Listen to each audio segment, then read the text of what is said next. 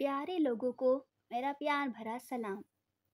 आज की कहानी शुरू करने से पहले हमारे चैनल को सब्सक्राइब करें और बेल आइकन को प्रेस करना ना भूलें। एक ऐसा वाक़या जो अल्लामा मोहम्मद इकबाल रहमतुल्लाह अलैह ने अपनी ज़िंदगी में बताने से मना किया था। अल्लामा इकबाल के खादिम मियाँ अली बख्श को अल्लामा के यहाँ ऐसा नाकाबिले फरामोश वाक़या पेश आया जिसे वो उम्र भर याद करते रहे, और हज़रत मौलाना मोहम्मद अब्दुल सत्तार नियाज़ी इस वाक़ये के असल रावी थे। गोजरावाला के एक बुज़ुर्ग अली बख्श के पास आए और कहा कि उन्हें अल्लामा इकबाल की ज़िंदगी के कुछ वाक़यात बताएं। अली बख्श ने जवाब दिया, मैं सारी बातें कह चुका हूँ, अब कोई बात बाकी नहीं रही।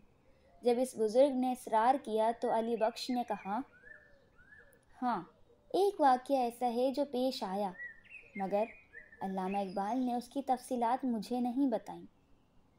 एक रोज़ वो यानी अल्लामा साहब मेरी फ़िदाकाराना खिदमत से मसरूर थे और मुझे कहा, अली बख्श, बताओ तुम्हें क्या दूँ कि तुम खुश हो जाओ। मैंने जवाब दिया कि जो मामला आपको एक दिन पेश आया था और मैंने उसके बारे में आपसे सवाल किया तो आपने बताने से इनकार कर दिया था, वो बताएं। अल्लामा ने फरमाया, अब बताना चाहता हूँ, मगर इस शर्त के साथ कि मेरे हीने हयात उम्र भर किसी को ना बताना, अलबत्ता मेरी ज़िंदगी के बाद बता सकते हो। वो वाक़या यूँ है, एक रोज़ निस्फ शब अल्लामा इकबाल बिस्तर पर लेटे हुए थे, बेहद बेचैन और मुस्तरिब थे।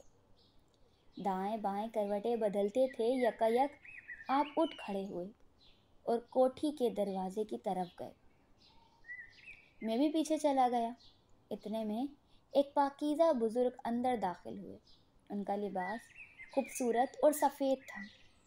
उन्हें आप अंदर ले आए और पलंग पर बैठा दिया और ख़ुद नीचे बैठकर बुज़ुर्ग के पांव दबाने लगे। इस दौरान अल्लामा साहब ने इनसे पूछा कि आपके लिए क्या लाऊं? उन्होंने जवाब दिया कि दही की लस्सी बनाकर पिला दो। इस पर अल्लामा साहब ने मुझसे कहा कि जग लेकर जाओ और लस्सी बनवा कर ले आओ। मैं हैरान था कि इस वक्त लस्सी कहाँ से हासिल करूं। भाई, गेट जाकर किसी मुसलमान की दुकान से बनवा कर लाओ या स्टेशन जाओ। जूँ ही मैं कोठी से बाहर निकला तो कोठी के सामने एक बाज़ार दिखाई दिया जो मैंने पहले कभी नहीं देखा था। बाज़ार में मुझे एक लस्सी वाले की दुकान नज़र आई। मैं उसके पास गया और उसे कहा, मुझे जग में लस्सी बना कर दे दो। उसने जग मुझसे लेकर अच्छी तरह धोया, फिर एक दही की सनक कूंडा उठाकर अपने गड्ढों में लस्सी बनाई और जग में भर दी। मैंने पैसे पूछे तो सफ़ेद रेश बुज़ुर्ग ने जवाब दिया कि अल्लामा साहब से हमारा हिसाब चलता रहता है, तुम ले जाओ और उनको पेश कर दो। मैं जग लेकर आया और हज़रत अल्लामा को पेश कर दिया। हज़रत ने एक गिलास भर कर इन सफ़ेद रेश रूहानी बुज़ुर्ग को पेश किया। उन्होंने पी लिया। फिर दूसरा गिलास भर कर दिया, वो भी उन्होंने पी लिया। जब तीसरा गिलास भरा तो बुज़ुर्ग ने कहा, खुद पी लो। काफ़ी देर तक अल्लामा इकबाल इन बुज़ुर्ग के पांव दबाते रहे और बातें करते रहे। कुछ देर बाद वो बुज़ुर्ग उठ खड़े हुए और कोठी से बाहर निकलने के लिए चल दिए। अल्लामा साहब भी इनके साथ निकले। मैं भी इनके पीछे चला। वो बुज़ुर्ग कोठी से बाहर निकले तो अचानक गायब हो गए।